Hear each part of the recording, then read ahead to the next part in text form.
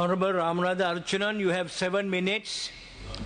Good morning and thank you, Honorable Deputy Chair, Deputy Speaker, for giving this time.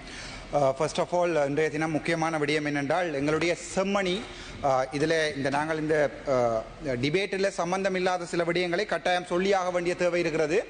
Chemmani புதைகுழி தொடர்பாக ஆங்கிலத்திலையும் சிங்களத்திலையும் சொல்ல வேண்டிய தேவை எனக்கு இருக்கிறது. அண்மைய தினங்களில் வோகட்டர்க் அவர்கள் ஐநாவினுடைய வோகட்டர்க், அதாவது ஹிஸ் எக்ஸலன்சி வோகட்டர்க் அவர்கள் பாராளுமன்றத்தில் வந்தபோது எங்களுடைய பிமல் ரத்நாயக் அவர்கள் அந்த மீட்டிங்கில் என்னை கதைக்க விடாமல் தடுத்த நாட்களில் இருந்து செம்மணிக்கு வோகட்டர்க் அவர்களை கூட்டி வந்தபோது ஐயா அங்கே கூட எங்களுடைய மக்களை அங்கே சந்திக்க விடாமல் அவர்கள் திட்டமிட்ட ஒரு பெரிய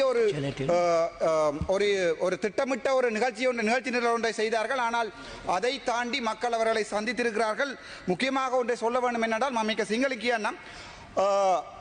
එතන සෙම්මණි කියලා මේ මර්ඩර් කරපු දැනට බිම රට කරලා. Honorable member, can we stick to the topic of the debate, please? Sorry sir, but only thing is these things have to be said in the parliament because we won't get a chance to speak on this. So therefore I should definitely tell this because you are constraining only me, not others. But you have never said anyone, sir. I have previously said, if you were in the house you would remember that.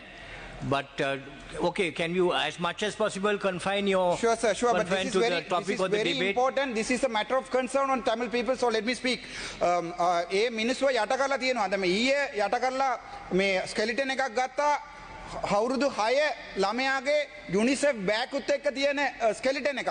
එතකොට හිතලා බලන්න අවුරුදු 6 ළමයයි අවුරුදු මාස 3 ළමයක් එතන යට කරලා තියෙනවා කියන අඩි 3ක් යට කරලා තියෙනවා. දැනට ස්කෙලිටන් 33ක් විතර ඒගොල්ලෝ හාරලා තියෙනවා. එතකොට අපි ඉල්ලන්නේ දැන් අපි මේ බටලාන්දුගෙන ඉන්ක්වයරි එකක් කරන්න පුළුවන් නම් බටලාන්දුගෙන කවුරු හරි ඇතුළේ අරන් දාන්න පුළුවන් නම් අපි කියන්නේ අපි රණවුරුවව ගර කරනවා.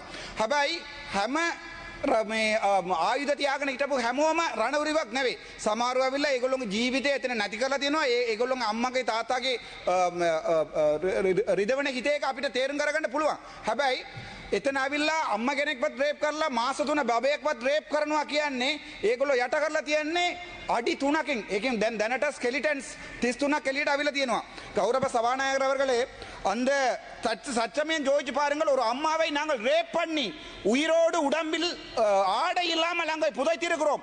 அவள் அங்கே சாகும் போது அவளுடைய குழந்தையை கையால் அமர்த்தி கொலை செய்திருக்கிறார்கள். 3 மாத குலையை அவள் குற்றுயிராக கிடந்த அந்த நேரத்தில் அந்த மண்ணில் இருக்கிற வலிகளை உங்களுக்கு நான் சொல்லுகிறேன். நான் இந்த பாராளுமன்றத்தில் இவ்வளவு சத்தமாகவும் உணர்ச்சி வசப்பட்டு கதைக்கிறது சற்று சிந்தித்து பாருங்கள். ஒருவை உங்களுக்கு கிருஷாந்தி படுகொலை தெரியும். ஒருத்தியை 4 மணியிலிருந்து இரவு 11 மணி வரைக்கும் ரேப் பண்ணி அவளுடைய குழந்தையை கையால் அமைத்து கொலை செய்து அதன் பிறகு அவள் குற்றுயிராக கிடக்கும் போது 3 அடி பள்ளத்திலே போட்டு அவளுடைய உயிர் அப்போது இருக்கிறது. குழந்தையை கொண்டு நெஞ்சில் போடும்போது அந்த எலும்பு கூடு அந்த குழந்தையை கட்டி அணைத்தவாறு தான் அந்த இடத்துல இருக்கிறது.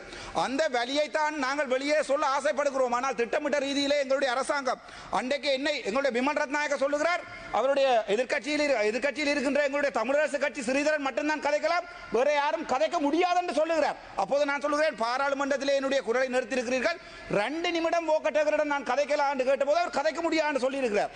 ஆனால் நான் கதைத்திருக்கிறேன். அதன் பிறகு செம்மணிக்கு கூட்டி சென்ற போது செம்மணியிலே அங்கிருந்து அவரை வெளியேற்றுவதற்காக வாகனம் தயார் செய்யப்பட்டிருக்கிறது. நான் போய் கதைத்து ஐயா 10000 மக்கள் அங்கே அழுகிறார்கள் வந்து பாருங்கள் என்று சொன்ன போதுதான் அங்கே அவர்களை கூட்டி வந்து காட்டக்கூடிய நிலைமை எங்களுக்கு இருந்தது.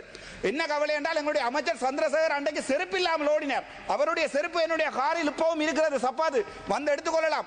இந்த பாராளுமன்றத்தில் ராமநாதன் அர்ச்சுனாவை தமிழ் மக்கள் அடித்து விரட்டுவார்கள் என்று சொன்ன அதே சந்திரசேகர் அதே ரஜீவன் அவர்கள் 2 பேரையும் செருப்புகள் இல்லாமல் சப்பாத்துகள் இல்லாமல் தமிழ் மண் அடித்து திலத்தி இருக்கிறார் என்றால் மனதில் இருக்கிற வலி, எங்களுடைய வலிகளை புரிந்து கொள்ளுங்கள். அரசியல் செய்வது மிகவும் இலக்கு ஐயா. ஏனென்றால் எங்களுடைய வலிகளை புரிந்து கொள்ளுங்கள் என்றுதான் மக்கள் கேட்கிறார்களே ஒழிய எங்களை நாங்கள் ஒரு அரசியல் கட்சியாகவோ நாடு 2ஆக பிளக்க வேண்டும் என்றோ இந்த தேவை தமிழ் மக்களுக்கு இல்லை. සිංහල කියන්න අපේ දෙමළ ජනතාවට කවදාවත් එහෙම එක්ස්පෙක්ටේෂන් එකක් නැහැ මේ රට දෙකට බෙදන්න ඕන කියලා.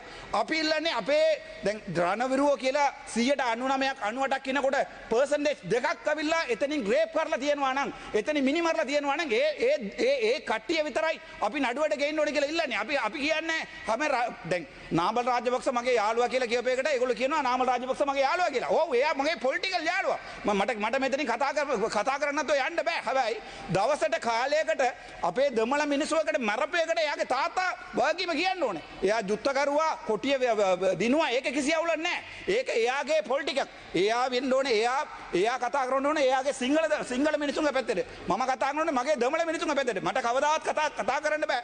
දෙමළ මිනිස්සු මට හා කියන්න ඕනේ ආදරය කරන්න ඕනේ කියලා කතා කරන්න බෑ. සිංහල මිනිස්සු ආදරය කියන්න ඕනේ කියලා කතා කරන්න බෑ. මට කතා කරන්න පුළුවන් ඇද්ද සිද්ධිය මොකද්ද උනේ කියලා. එතකොට එතන ස්කෙලිටන් 33ක් තියෙනවා කියන හිතලා බලන්න මේ මගෙන් ඉස්සරහා ඇමති කෙනෙක් කියනවා මේ කවුද හර්ෂණ නාණ්‍යකාර ඇමති කෙනෙක් කියනවා ඒවා හියසේ.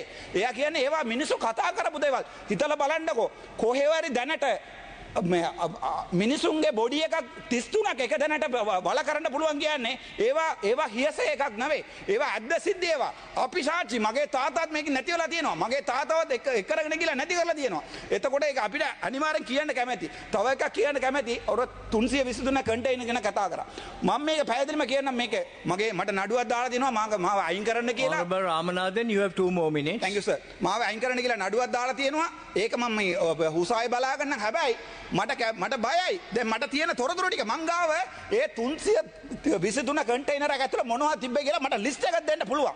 ඒ කොහාටද මොන රටින්ද මොන රටෙන් ගෙනාවේ කියලා මට ජර්මනි වලින් ඒගොල්ලෝ ඇවලා තියෙනවා. මම ඒක මගේ අහෙන් දැකලා තියෙනවා. හැබැයි ඒ ලිස්ට් එක දීලා මාව එම්බි ගමන් නැති කරලා හෙට ගිහලා මේ කුඩු කේස් එකට ඇතුළේ දාන්න නැහැ කියලා මට ඒගොල්ලෝට ඔප්පු කරන්න කියන්න මේ ගරු සභාපතිතුමා මං ඩිපියුටි ස්පීකර් මං ඒ අත්ත ටික මේ පාර්ලිමේන්තුවට ටේබල් කරන්න. ඒ ඇතුළේ තිබ්බ ඔක්කොම ටික මම පාර්ලිමේන්තුවට ටේබල් කරන්න මගේ ජීවිතය. නැත්තම් මම වෙන රටට බැනලා ගිහලා ඒ ටික එළියට දාන්න ඕනේ. මම බය නැතුව කියන්නේ ඒ 323 ඇතුලේ මොනවද තිබ්බේ කියලා මට කියන්න පුළුවන්. අපේ රත්තරන් බඩු කොහෙන්ද ආවේ? අවුරුදු 15ක් එළියට ගෙන ආපු රත්තරන් බඩු එකපාරටම එළියට ආවිල්ලා මීඩියා වලට ආවේ කොහෙන්ද? ඒවා බෑග් වල තිබ්බේ කොහෙන්ද? ඒවා අපේ රටේ ඉඳන් නෙවෙයි. ඒවා ගෙන්නලා තියෙන වෙන තැන් වල. මට ඒ සම්පූර්ණ ඩීටේල් එක කියන්න පුළුවන්. හැබැයි මට බයයි.